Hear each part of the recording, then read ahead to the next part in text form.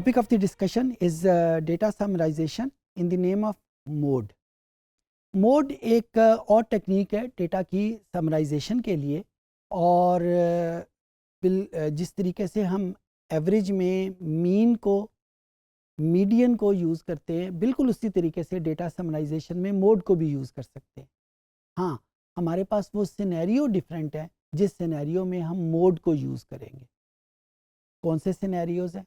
हमने किसी एक लेक्चर में रूल्स कुछ डेवलप किए थे कि किस तरीके से हम या किस सिनेरियो में हमें मोड यूज़ करना चाहिए और किस सिनेरियोज़ में मोड यूज़ नहीं करना चाहिए।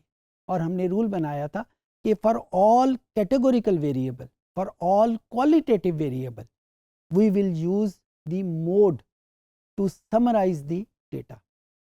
यानी ऐसे तमाम वेरिएबल जो रिप्रेजेंटेशन करते वक्त नंबर्स को यूज़ नहीं करते या जिनके लिए हमने कोडिंग की हुई है, उनको जब हम एवरेज करना चाहेंगे, कोड करना इसको समराइज करना चाहेंगे, तो we will be using mode. Okay, let's give some example.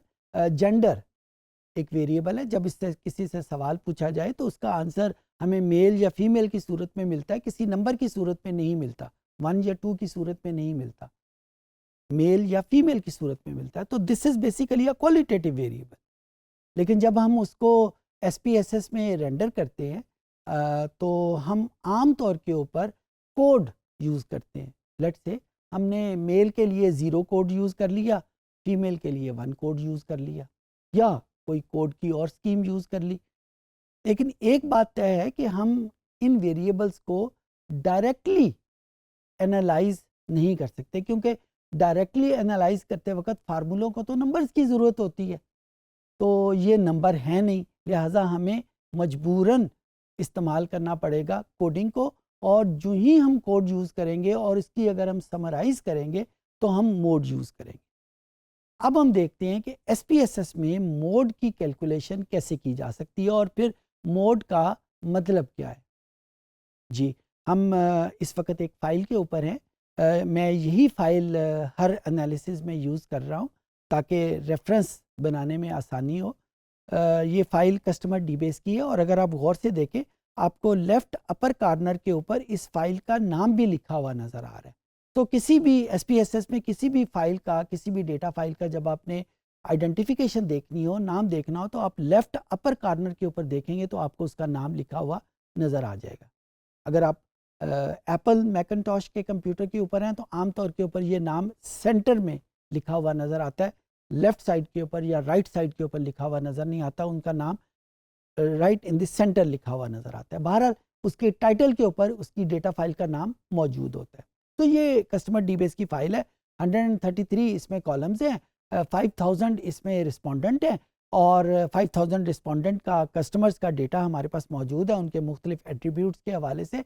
और मुझे कैलकुलेट करना है जेंडर का समरी, जेंडर का मोड। अच्छा, सबसे पहले तो हम देखते हैं कि जेंडर, जब मैं ये कहता हूँ कि मुझे जेंडर का मोड फाइंड आउट करना है, तो इसका मतलब क्या है? आम जिंदगी में इसका मतलब क्या बनता है? यानी वो सिचुएशंस क्या बनेंगी कि जिस सिचुएशन के बाद मुझे पता चलेगा कि इस केस में मुझे मोड कैलकुलेट करना है।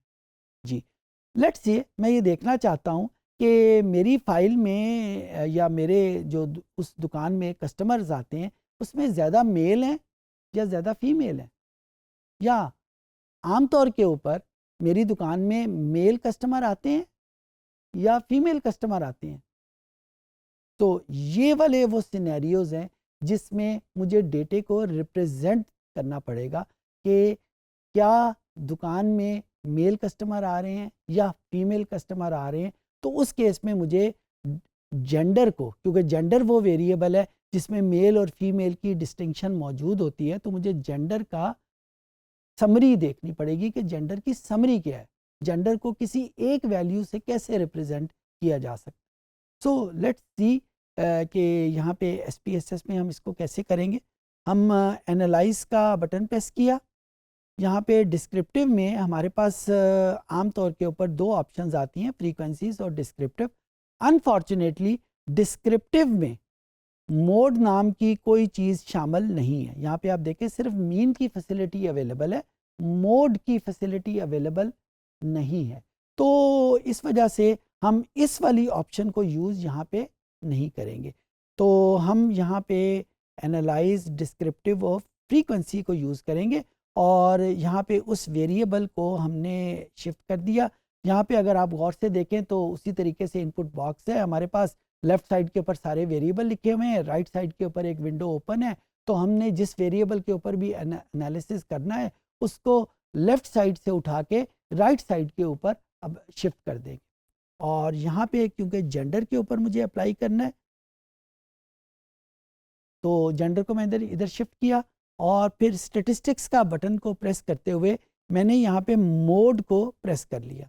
अब मैं यहाँ पे मुझे स्क्यूनेस की भी ज़रूरत नहीं है क्योंकि skewness is basically used for the distinction between mean and median.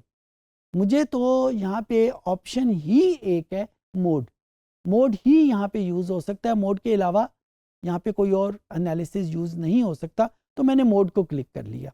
Mode को क्लिक करने के बाद मैंने कंटिन्यू का बटन प्रेस किया, ओके का बटन प्रेस किया और अब आपके पास दो टेबल आ रहे हैं नज़र। एक ये स्टेटिस्टिक्स के नाम का टेबल है और नीचे उसकी फ्रीक्वेंसीज वगैरह गिवन है।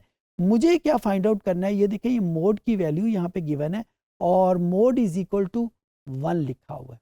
और ऊपर अगर आप देखें तो वैलिड ऑब्जर्वेशन 5000 है, यानी टोटल रिस्पोंडेंट 5000 है। क्या उसमें से कोई चीज़ मिसिंग है? ज़ीरो, यानी कोई भी वैल्यू मिसिंग नहीं है, सारी वैल्यूज़ इसमें शामिल हैं और उसको शामिल करके मोड इज इक्वल टू 1। अब मोड इज इक्वल टू 1 का क्या मतलब हुआ?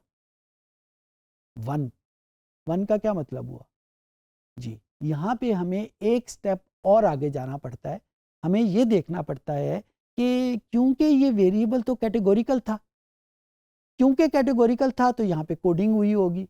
जब कोडिंग हुई हुई है तो हमें ये आंसर जो आ रहा है वो उस कोडिंग के रेफरेंस से आ रहा है और हमें देखना पड़ेगा कि 1 का जो आंसर है उस किस एट्रीब्यूट का ये कोड था। अगर आप डेटा फाइल में दोबारा जाएं और यहाँ पे जेंडर को वेरिएबल व्यू में जाएं और जेंडर में आप 1 का कोड देखें तो 1 का कोड जो है वो फीमेल के लिए। तो इसका मतलब क्या हुआ कि ये जो आंसर मेरे सामने आ रहा है 1 लिखा हुआ है, ये न्यूमेरिकली तो 1 है, लेकिन जब हम इसको रिपोर्ट करेंगे तो हम ये कहेंगे कि mode of the data is female. अच्छा, इसका क्या मतलब हुआ? इसका मतलब ये है कि मोड का मतलब ज़्यादातर कौन से कस्टमर आते हैं? ज़्यादातर फीमेल उस दुकान में विज़िट करती हैं। तो अब यहाँ पे हमारे सामने वो मतलब क्लियर हो गया कि डेटा की जब मैं समरी करता हूँ, जेंडर वेरिएबल की जब मैं समरी कर रहा हूँ तो उसका मतलब क्या हुआ कि ज़्यादातर फीमेल कस्टमर उस स्टोर को विज़िट करती हैं। तो यहाँ पे ये मतलब कंप्लीट हो गया। अच्छा, एक बात मैं यहाँ पे ज़रूर ऐड करना चाहूँगा, शायद आपके दिलों में भी दिमागों में भी ये क्वेश्चन आता हो, इस केस में हम मीन क्यों यूज़ नहीं कर सकते, मीडियन क्यों यूज़ नहीं कर सकते? क्या गलती हो जाएगी अगर हमने मीडियन भी यूज़ कर लिया, मोड यूज़ नहीं किया? तो let's give it a try, क्योंकि एसपीएसएस तो हमें कैलकुलेट कर देगा। फिर जब आंसर हमारे सामने होगा तो हमें आसानी होगी फाइंड आउट करने में कि हम ऐसा क्यों नहीं कर रहे जी। तो हम एनालाइज पे जाते हैं, डिस्क्रिप्टिव फ्रीक्वेंसी, और जहाँ पे हमने सिर्फ मोड को क्लिक किया हुआ है, हम मीडियन को भी क्लिक कर देते हैं, हम मीन को भी क्लिक कर देते हैं और लेट्स सी उसके आंसर्स क्या आते हैं। अब हमारे पास जो टेबल है, depending on the speed of your computer, ये रिजल्ट जो हमारे सामने है, मीन का आंसर है 0.51, मीडियन का आंसर है 1, मोड का आंसर है 1। ओके, अच्छा, मुझे ये बताइए कि हमें ये जेंडर एक क्वालिटेटिव वेरिएबल था, कैटेगोरिकल वेरिएबल था, जिसमें दो कैटेगरीज थी। 0 का मतलब था मेल, 1 का मतलब था फीमेल। ये 0.51 का क्या मतलब हुआ? मुश्किल है ना, इलॉजिकल हो गया। ठीक है, तो हमें उसका मतलब खुद से बनाना पड़ेगा, ठीक है। और शायद ये मतलब वो बने जो हम डिस्कस नहीं करना चाहते। तो इस वजह से हम उस साइड के ऊपर जाते ही नहीं हैं। यानी मीन का आंसर क्योंकि डेसिमल में आ सकता है, और जो ही ये डेसिमल में आया तो हमारे लिए उसको इंटरप्रेट करना मुश्किल हो जाएगा, लिहाजा हम वो ऑप्शन यूज़ ही नहीं करते। Similarly let's come to the median. Median का आंसर अगर आप गौर से देखें तो 1.00 लिखा हुआ है। इसका मतलब ये है कि 1.00 का मतलब जो वहाँ पे उन्होंने स्पेसिफाई किया हुआ है, मोड के ऊपर आगे उसने 1.00 नहीं लिखा हुआ, मीडियन के आगे 1.00 लिखा हुआ है। इसका मतलब ये हुआ कि मीडियन का आंसर डेसिमल में आ सकता है। तो जो ही ये आंसर डेसिमल में आया, हमारे लिए उसको डिफ़ाइन करना उसी तरह मुश्किल हो जाएगा जिस तरह मीन को डिफ़ाइन करना मुश्किल है। तो इस सारी रिडंडेंसी से, इस सारी इलॉजिकलनेस से, इस सारी प्रॉब्लम से बचने के लिए हमने रूल ही बना लिया कि क्वालिटेटिव डेटा के लिए या कैटेगोरिकल डेटा के लिए हम मोड यूज़ नहीं करते।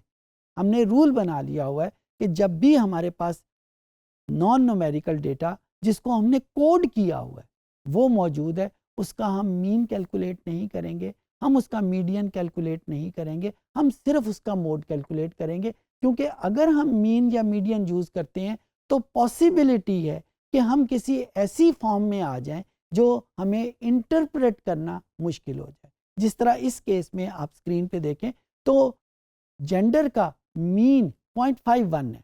हमें ज़ीरो के मतलब का पता है कि ज़ीरो का मतलब हमने खुद कोड किया हुआ है मेल, 1 के मतलब का हमें पता है हमने खुद कोड किया हुआ है एज ए फीमेल। ये 0.51 तो बड़ा अजीब सी बात आ जाती है। तो इस सारी इलॉजिकलनेस से बचने के लिए हम उस साइड के ऊपर जाते ही नहीं हैं, और हमने रूल बना लिया हुआ है कि जब भी हमारे पास एक कैटेगोरिकल वेरिएबल आएगा उसका हम सिर्फ मोड कैलकुलेट करेंगे और मीडियन या मीन कैलकुलेट नहीं करेंगे। आम जिंदगी में मोड का क्या मतलब होगा? मोड का मतलब होगा कि ज़्यादातर यानी मोस्टली जो जो लफ्ज़ है वो एक स्टैटिस्टिकल ट्रांसलेशन है स्टैटिस्टिकल वर्ड की, जिसको हम मोड कहते हैं। तो फॉर एग्जांपल मैं अगर इस आंसर को इंटरप्रेट करना चाहूँ तो क्योंकि आंसर 1 है और 1 का कोड फीमेल है, तो मैं इसकी इंटरप्रिटेशन ये करूँगा कि उस स्टोर में विज़िट करने वाले ज़्यादातर कस्टमर फीमेल है। ये इसकी इंटरप्रिटेशन आ गई। I hope I could make my self understood.